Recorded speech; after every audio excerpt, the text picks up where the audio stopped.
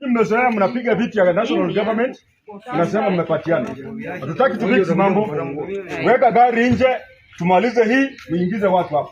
Nyinyi mnakuja mnapiga vitu, alafu mnaenda kwa mtandao, mnasema nyinyi ndio mko mna supply vitu. Haitawezekana leo. Jana sisi tumepeleka vitu kwa boss. Nyinyi mnaenda mnatoa prep. Toa hiyo gari, kwenda huko mngojea mkutaneni. Nyinyi watu wameadhirika sana, mnasema mmelisha watu 9,000.